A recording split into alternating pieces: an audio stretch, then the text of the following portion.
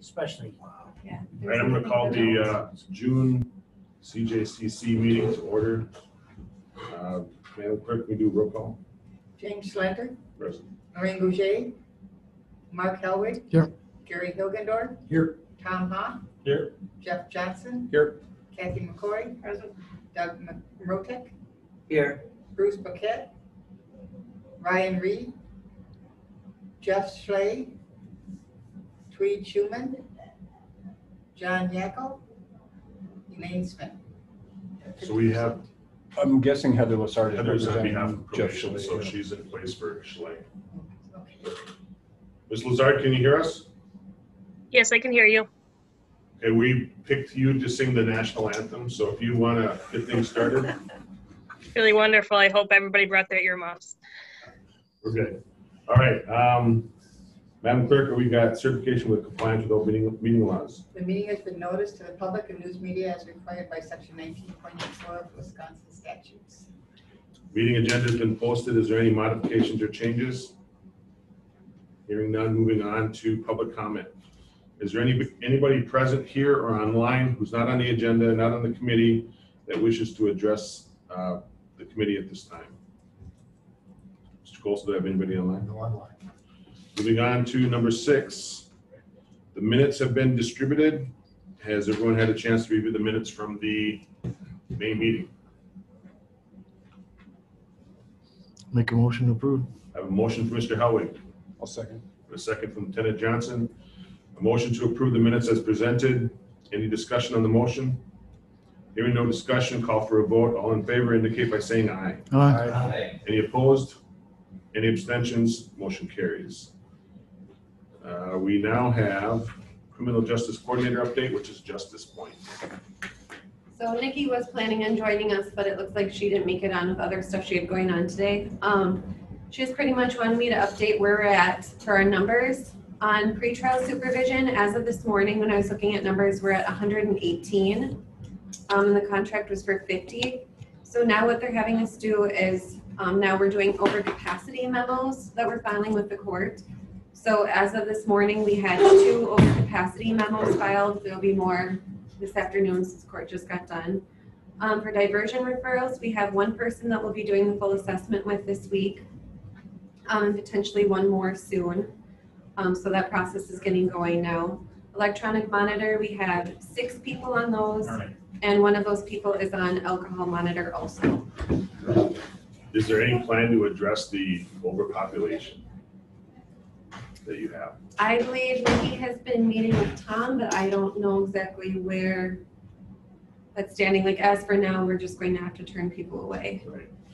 I mean, that was what we were afraid of from the onset. We knew this was going to happen. Now it's here. So I don't know what we could do except for, because I mean, the capacity has to do with your staffing and the ability to provide those services. So, all right. Any questions for Melissa regarding her report? Hearing none, thank you for your report. Number 8, community services update. LCO Healing Center is not present. We'll just take that off the agenda. Greater Hayward House of Hope. Mr. Hilgendorf. Well, they all kinds of good things going on. Just not lots of people coming in because, again, most people that come do not want to do a program. They just want a place to stay. Just had a guy yesterday. He thought it was okay to drink and smoke pot, and he just wanted to. I was like, no, we're not. I was gonna say. In fact, I think he's in trouble with probation over it because his probation officer knows that too. But that seems to be right now the big thing. But the guy that we do have in is doing tremendously well. And the other guy left the program and he's in trouble again too. And so, but the sheds, they've built 4 sheds. They're building signs now for a business here in town. And everything is selling well. And again, there's the young man that's there is doing very, very well. So that's really good. In fact, he'd be a guy we would probably put into staff when he gets done with this because he's been through a lot of his life. So it'd be good. So I guess that's the short of it, so. Any questions for Mr. Hilgendorf? Moving on to reflections, women's housing. Is that you as well? Yeah, I guess that's me too. I think I know they have 3 right now in the program, and with numerous ones interested, and again, they're having a lot more, would you say, come through, but again, the biggest problem I see there is the people on the outside that are their friends, getting them back involved into drinking and drugs. That seems to be the huge problem. Sad to say, one was the parent. I just can't imagine a parent wanting to drag their child back into drug abuse. But the ones that are there are doing very well. They're very stable, and that's good. So How many can they house? they can house up to 6 right now. 6, okay. Yep, and they're at 3, so they've got room. There's no limit on how No. long they can stay there, right? In fact, one of the ones has been there now a little over, just about a year and a half. Oh, that's Yeah. good though. That helps them to stay healthy. Yeah, and she is doing well. Oh, She's and just doing have very, a place very to well. live, right? So you don't have a waiting list? You just, Mhm. you have some vacancies. That's right, there are All right, vacancies, so. good to know. Any questions for Mr. Hilgendorf regarding the reflections, women's housing? Can I just jump back just real quick, Jim? The men's, do you have any openings there? Yeah, yes, we do. How many do you have in that one? Well, right now, we're only gonna take 2, we've got 1, and we're gonna go to 2, but that's open, wide open, and I was just telling, just before you got in here, the guy that come yesterday, he still wanted to drink and smoke pot. It's like, he just needed a place to stay, and it's Yeah, like, man, oh yeah. man. Just a phone call, I'm not sure. That's Nikki. Hi, I'm on the phone. I can't get on the Zoom link. I'm the only one in the meeting. Okay, well, you're not the only one, but Nikki will give you a chance. No, I mean, in the Zoom link, I'm the only one in the meeting. Okay. All right, so, Mr. Hilgendorf, is there any other questions for Mr. Hilgendorf regarding the 2 housing options? Thanks, Gary. So where would somebody go to make application? They would call Barb Bixby, if they wanna go to the ladies, and you want her phone number? I'm just wondering. Okay, yeah, I'm Barb just wondering Bixby and- how that information. is Yeah, getting and out then in the community. Mike Thompson, and they both have websites. Okay.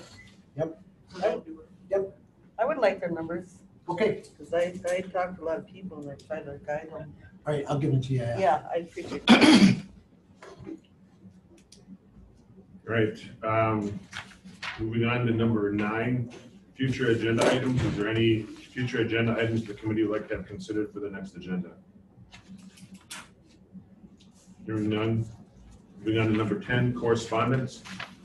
Just so that everyone has an opportunity to respond. Laura, you want to see this?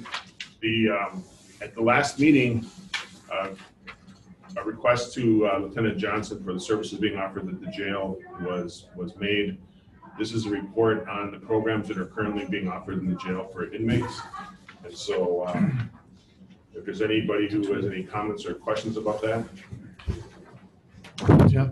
I see you got a culinary course in the future. How is that gonna run? Well, that's, Melissa and I have yet to meet about that, but she approached me about it and I said, absolutely, we'd be willing to put that on. We'll just have to figure out logistics with it. I know it was done in the past prior to me being in this position. So I'll probably speak with Chief Deputy Sadair a little bit and see how that ran at the time. And They have little kitchens that they can move in, so even if we're in like a program room in the jail, they have their little kitchens that they can move in for people to work in. hopefully it'll be as successful as when we built when the inmates built the shed out for you guys. Good. So yeah, it went I very wasn't well. aware of that one. Do they have any traditional people coming in? No, we've been approached a couple times and it hadn't gone anywhere after that.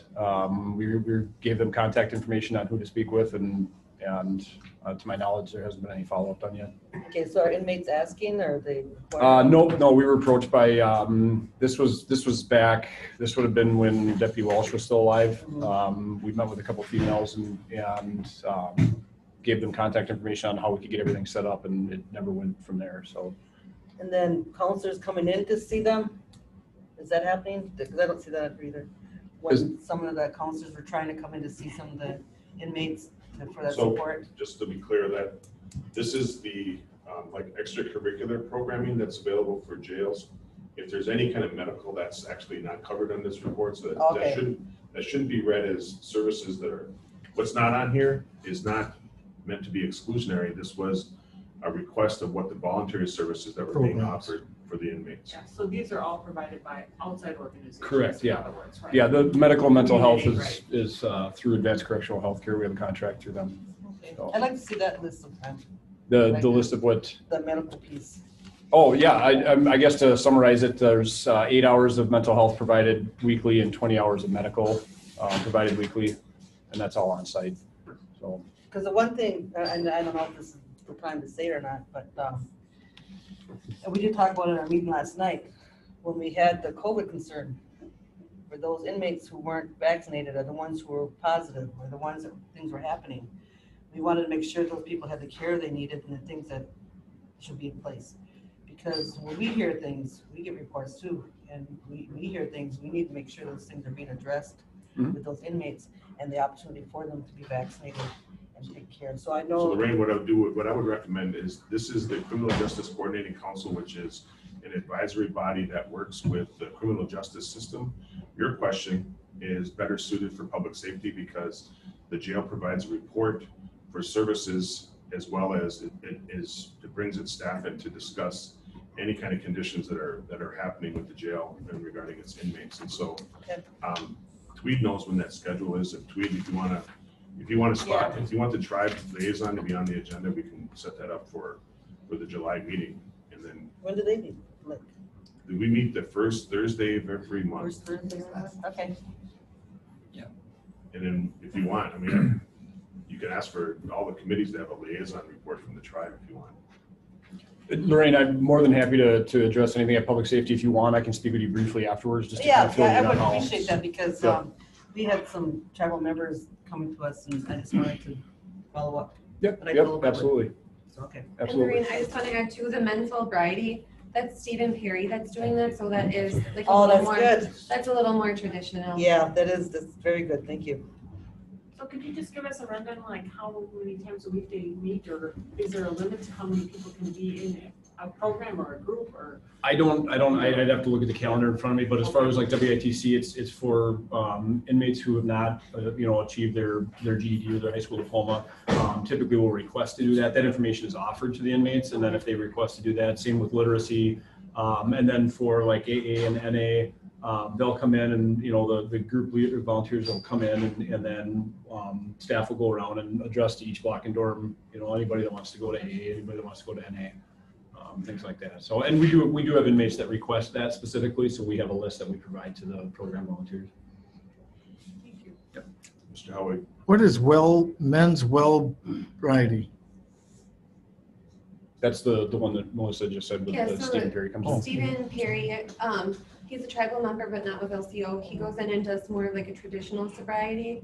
And then he does, I think it's called like the Road to Sobriety. It's like more of a traditional Native American book that he uses. Thank you. Mr. Schuman. So in discussion only, I guess I missed, and I'm sorry we were late, but how was the discussions between Justice Point and our DA? I know I'd asked that in the past, and you said it was a little bit rocky, but have we had inroads in that? And I think we're making some progress. We have one person that we're screening for diversion this week, possibly one more. We've been still supplying them with names. It's just taking a little while to hear back, but I think we're at least getting started, and hopefully the referrals we are getting will do well, so that way they'll be more apt to send people our way.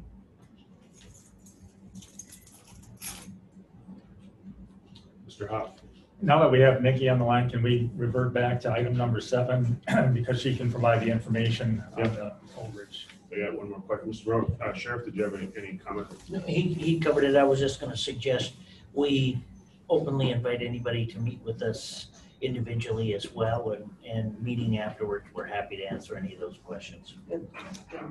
The other thing, just before you move on, the WITC piece, those of our tribal members who are pursuing their GED, please let us know when they complete it. When they complete When it, they complete it, when they pass, if they're tested and they complete it. that's not information that normally would come to me. Okay. That's done through WITC. That's. Can you pass that on to them? Yep. Any tribal member that completes that program, please get those names to us. Yeah, If Dwayne, it's kid, if it's- Dwayne Arndt, who was handling all of that, retired, and they're off for the summer then anyway. Yeah. So I don't even know who's going to be. Because you know why I'd say this? The tribe is a gift for them and it encourages them to finish. Oh, sure. Okay. Okay, following me? Yep. We want them to finish and then Yep. go on, okay? Thank you. Absolutely. Right, for the record, we're going to go back to item number 7, Criminal Justice Coordinator. Nikki, just let you know that Melissa did provide a report. She essentially said that you guys are running at almost triple capacity, and that that was about it, right? Yeah, Nikki, I just provided the numbers and that we've done 2 overcapacity memos, but then I'll have more this afternoon. So. Okay. If you want to address the committee, the floor is yours. Thank you. Sorry I was late. I think I was on the wrong Zoom link. So we are over capacity. We've done what we can do internally to try to make that work because we weren't getting diversion referrals. I told this group last time that we were utilizing our other case manager, Becky Berry, to assist Melissa in supervising individuals who were released pretrial. But now we're at a capacity where we're overutilizing both of them for pretrial supervision. So it's not something that we can sustain and still meet our contractual obligations for the type of supervision that that we're providing. So we have created a memo to send to the court, to send to the district attorney, and to send to the defense attorney. When someone is referred for pretrial supervision, we will send the memo out if we are still over capacity that we cannot supervise that individual. So if the court needs to call them back in for changes of the condition of their bond, we're just providing the notification that we're not able to supervise at the level that we're contractually obligated to do so. So I wanted the committee to know that that's where we were at with numbers. So if anyone has any questions about that, we can talk about it, or I have 2 other items that I wanted to let the committee know about as well. Mr. Schuman. Okay. Nikki, I thought Melissa just reported to us that the referrals from the DA's office were very minimal and not very often. Where are these referrals coming from that put you over capacity? Sure, the diversion referrals, that's what Melissa was referring to. So this is pretrial supervision. So these are individuals that we're screening in the jail, that we're providing a risk assessment and screening results to the court. And then the judge is making a determination as to whether they're going to be released on a signature bond, whether they're going to be released with pretrial conditions, and then referred to Justice Point, or whether they're going to remain in custody. So Tweed, this is what they would call the pre-bond or the pre-bond testing. So, Well, that's kind of what we were most concerned about, was the pretrial incarceration. okay, so at what number do we cut off? 100, 125, So, 90? like we mentioned before, I mean, it's the capacity of what Justice Point has. They were contracted for 50. We knew that they were going to meet that number. There was a concern that was raised by the DA and by the judge about that capacity. It's about what their staff can do, because literally, you probably want to have like 75 people that you're under your supervision, and that's Yeah, too Becky and much. I kind of take teams, so it's like if I'm in a meeting, then she's handling whoever's coming in for the office visits or check-ins, but we're at 118 for the pretrial supervision. So I guess what I'm asking is, I agree, it's way too many, and way beyond your contract. But, and you started giving notices now, are you gonna try to get that number back down to Yep, 100, so, or what is the target for you Nikki guys? had said 75 if we didn't have many on diversion. So for now, I think it'll take a while to get that 118 down to 75 though, so we'll probably be like in the higher range for quite a while as we wait for people to get sentenced. So the other alternative, which is, I know this has been broached as well, is that the tribe and the county can have a conversation with Justice Point to see if there's, because it's a staffing issue. And we knew the need was going to be there. And the purpose of the bond testing was to alleviate the jail. Because if we can't get their numbers, if we can't get them sufficiently staffed to deal with what the pre-bond is, the alternative is they go to jail, right? And they sit in jail until they have a chance to meet that. So Diane, when she was the coordinator, she had a lot more people that was under supervision, but she had a lot more resources in order to work with that. So we need to get, we need to figure out how to get Bijiki involved with that and try to get that framework that we had before and get Justice Point either access to or see if we can't combine with Bijiki. And then, because and Tweet, I'm telling you, I'm looking at you, but I'm not trying to put this on you, but because we worked on getting Namakagon and Transit to try to get them in there because it's if they don't meet the bond, then they're bail jumping. And then they get another charge picked up on them. And so we were going to try to get testing out at Bijiki through Bijiki and trying to get something set up there. And that's one alternative that we could try to do. It was the path that was working, and we had Tammy Bergum there, but then Tammy departed.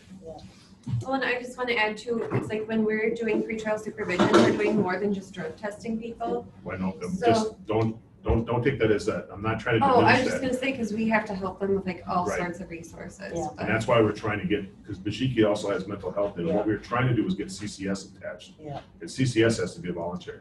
Right, and we had a nice program going, pre-COVID. And I thought post-COVID, we were gonna restart that, and I know we had lost Tammy Bergum, but we have Marie Basty Yeah, now. Marie's who's there our- now. We certainly have the capacity to do this. Yeah, we do. That's what we need, but we need to get that conversation to happen. Yeah. So that's what's happening. Yeah. Mr. Hoff, Are all 118 of these people in need of supervision? Are they screened to determine the level of threat they are if they're not Yeah, in we jail? screen them, so some we have where they're just doing like once a month check-ins. Like if they're just like standard supervision, then it's just like once a month check-ins, and then we do like their court reminders. But then we have some that are like at least once a week check-ins too. so let me help with that because there's three prongs to this. Is when this is why we're building the second courtroom, so that we can work on the ability for the court docket to be processed and these cases can be administered and then move forward. What's happening, and I say this because I serve as the court commissioner, is we're getting a recommendation from the DA that to help alleviate the jail population, if someone's waiting for their initial appearance, we're trying to get them to Justice Point. It's an automatic bond condition, and then Justice Point can either help them or they can't. If they can't, then we deal with the next step, which is probably going to start putting people in jail because it varies in terms of what that is. And so it's not so much, it's a supervision component, but it's trying to alleviate with the jail population by also maintaining some type of supervision. If we can't maintain the supervision, the DA is going to have to require that that person be incarcerated until such time that we can get services set up. And that's why we're trying to work with CCS because it can't be ordered by the court. It has to be, and then they're only on that pre-sentence or the pre-bond supervision up until the time that they have their arraignment. And I think when I was in court, when we had in custodies last week, I think we were almost a month out. So we'll be able to get that 118 down, but it's going to come at the expense of jail numbers going up. And then however fast we can get the arraignments done through and get the charges being processed. So it's like trying to, how do you make a cake cook faster? You don't order more eggs. And this is not disrespectful of Justice Point or the DA or anybody else, but are things being referred to Justice Point just because they're there as a safety valve? In other words, things that normally the DA might not put them in jail for, that they might just put them on a bond or whatever, but because Justice Point is there, it's like a safety net. It's like, we're just gonna refer everybody to Justice Point, because that way, we don't have to be the party that's responsible for that. Well, that's a DA's question. So that's just bringing it out. I mean, is some of that maybe what's happening here? I don't know. So what you have is, you have someone that's charged with a charge, right? They're innocent until proven guilty, but you have a public safety issue that needs to be addressed. And so an officer is going to follow whatever their assumption is and issue the citation or issue the charge or have them charged out, because the sheriff's department's got a role for public safety. Then it goes to the DA to determine whether or not that person's constitutional rights are being protected. And then in the midst of that, before they go to court, that's where the window that we're working with. And so the DA is trying their best to alleviate what that strain is, but also meeting their burden for public safety. And that's where we're having the problem, is because we have a meth epidemic, and we have an influx of people who are coming out of COVID isolation. And so we're going to have a lot of people, a lot of drugs, a lot of things going on, and we're going to have this overpopulation issue no matter what. It's just trying to figure out a way to try to do this without burning out Melissa, Nikki, Heather's probably going to get this on the flip side when on probation. So this leads into another issue that I wanted to address. So I do think that, that might be something that we could see if we were able to provide a risk assessment on everyone. But we're also doing screening in the jail. And sometimes due to capacity, due to how many people are on the court calendar for the day, for a variety of reasons, not everyone is getting a risk assessment done. And so one of the things that I've talked to Tom about, and I talked to Sheriff Marotek and Lieutenant Johnson about, is moving to the PSA risk assessment tool instead of using the McCrae, which is what we're using right now. So the McCrae is the Milwaukee County risk assessment tool. We've used that in a number of programs. We proposed using that in Sawyer because the PSA was not available for use by the public at that time. But we would like to move to the PSA because it does not require an in-person interview. So that way we could ensure that everyone is getting a risk assessment completed and the results are going to the judge before their initial appearance, so that we can say, yes, this person scored within this range in the risk assessment tool, and this is what the result of that was. Did the judge's decision concur with the risk assessment or did it not?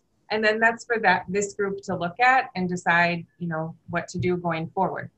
But until we're able to get a risk assessment on every person that's seen for their first appearance, we can't give you that data. And I think that's important for this committee to have. So one of the things we need in order to move to the PSA is access to NCIC, because it doesn't require an in-person interview, but it does require a national criminal background check. As an agency, Justice Point doesn't have access to NCIC. We would need access through one of our criminal justice partners. Sheriff Marotek and Lieutenant Johnson have agreed to let us have access through the Sheriff's Department, so that Melissa and Becky would be able to run those records and then complete the PSA on every individual that's going to be seen for their first appearance. So I'm just going to work to go forward, if this committee is in approval of that, to get that access, to get Melissa and Becky trained, and then to move away from the McCrae and start using the PSA. Mr. Helwig. I got a question reference to PSA. You said it's not face-to-face, then who does the actual PSA then? So Melissa and Becky complete the PSA. It's a 15-question validated risk assessment tool. So they use CCAP information, they use NCIC information. It's looking at failure to appear, it's looking at past criminal history, which are the two biggest predictors of pretrial risk.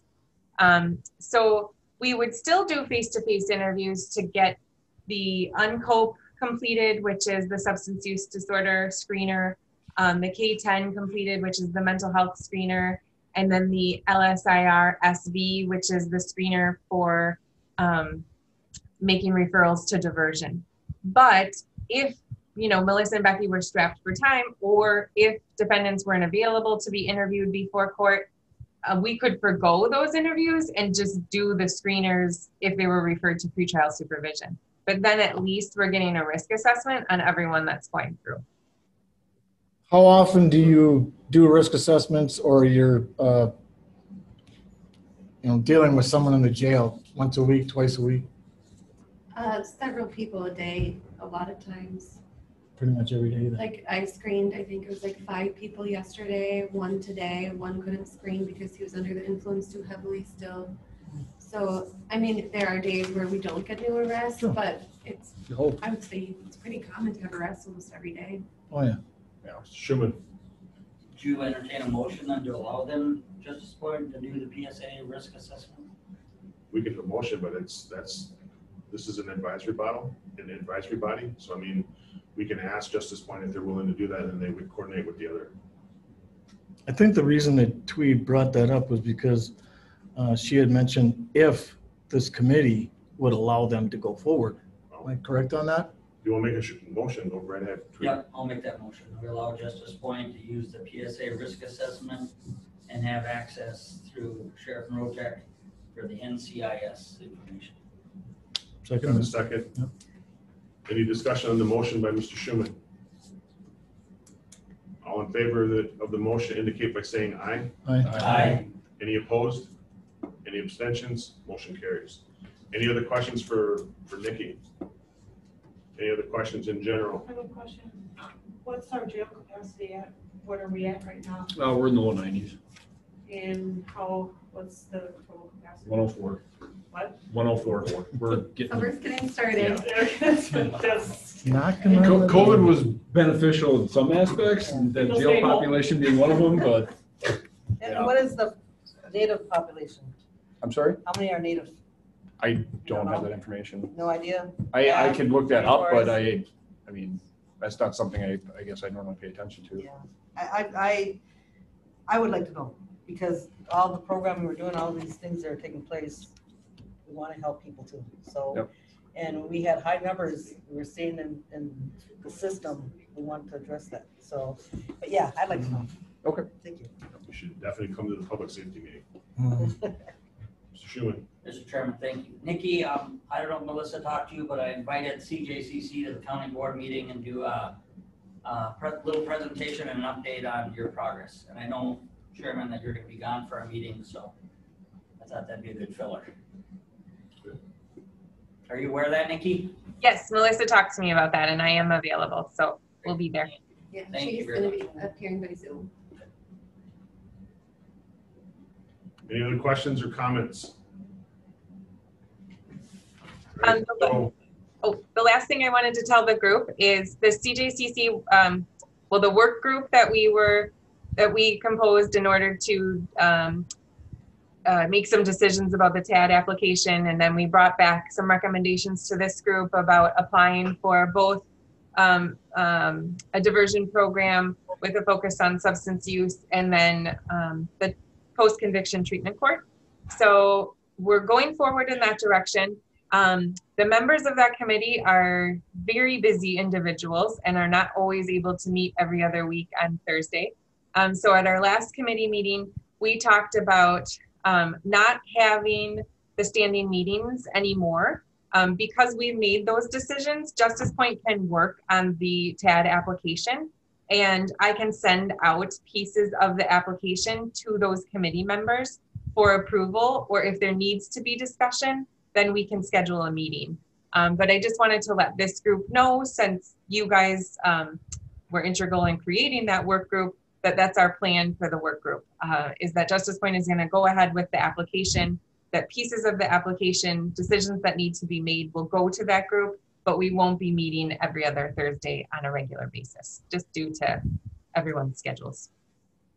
Could I request, Nikki, that you send me the minutes of that meeting? Yes, I just did that right before I got on this meeting. So sorry for the delay in that, but I have the minutes for you, and in the minutes was our discussion on that, and then the need for this group's okay, I guess. Maybe we don't need this group's okay, but I just wanted to throw that out there in case we did. Okay, what do you mean? What do you mean by okay? What do you? Because this group approved forming the committee, I didn't know if I needed your approval to disband the regular meetings. Just to get through the bureaucracy that the county board requires. I think that you have permission to do what you need to do. That's the charge that you had from the formation of the ad hoc. Okay. And that if there's any recommendations, those would go up to public safety for that approval. So that'll be on that. We'll just put that on the July or probably the August meeting. Mr. Schuman. Hey, Nikki, before you leave, you and Melissa and maybe Becky met with our Bashiki Wellness staff, our physician there, some CCS providers, counselors. How is that going? And when do we expect to rekindle those bond testing visits at the tribe? I mean, we had done all this pre-COVID. I'm wondering why it hasn't started back again, or are we still communicating with the tribe, or where are we at with that? Yes, so we are still communicating with the tribe. I guess I didn't realize until you just said it this last time that that there was going to be, so is Baziki going to be doing supervision or just testing? Because I think Melissa and Becky already sent people out there for testing and definitely for services. But that's not really the issue we're having with overcapacity. It's the monitoring of those individuals. We can't effectively monitor, even if they're doing testing elsewhere, that information still comes back to us because we're responsible for monitoring the individual on those conditions and then reporting to the court whether they're meeting those conditions or not. So we are working with them. I guess I'm just confused as to would they also be providing supervision? I think that's fixable, and that's something that the tribal governing board can probably address. Absolutely. Okay. Because they're Or possibly, Mr. Chairman, a TAD grant. the TAD Will there be grant. money in the TAD grant to provide another supervision person at the tribe? TGB is a party to the contract with Justice Point, though, even though it's coming through the county board in terms of the contractual relationship. The relationship is established through public safety, and so the TGB can have that conversation with Justice Point to see if there's staff that they can allow as be part of the monitoring progress, which would alleviate the population. I mean, they've already got the services in place. You just got to open the door for that together. Yeah. All right, so I think we've thoroughly beat the crap out of this horse. So is there any other last questions for Nikki? Any for Melissa? Any other comments or other discussion matters for this committee that's not on the agenda? Hearing none. The next date, July seems to be pretty busy, so I'll entertain a date in August when the committee can come back.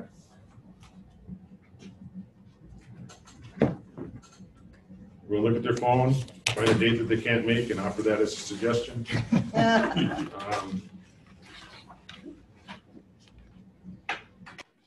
August 11th at noon. It's out far enough that no one can really tell me they can or they can't, so we'll give everyone a chance to check this out and let me know later on. So August 11th at noon will be the next CJCC meeting. With that, if there's nothing else. Wait a minute, before you adjourn. Sorry we were late today, but we are still working on the piece with marking them, the transitional piece. Right. The facility's 85% done now. Right. So just to be clear, this is the LCO Healing Center initiatives that, because it was Jason and Mark that were going to come in, right? Yeah. All right. So But just an update. we'll put that on the agenda for August. Okay. Jason was supposed to come out, but I didn't know if he was going to make it out here. Yeah. So Thank you. the switch, we'll put that back on. Yep. All right. If there's nothing else, this meeting's adjourned. Thank you, everybody. Yeah. Thank you. Thank you.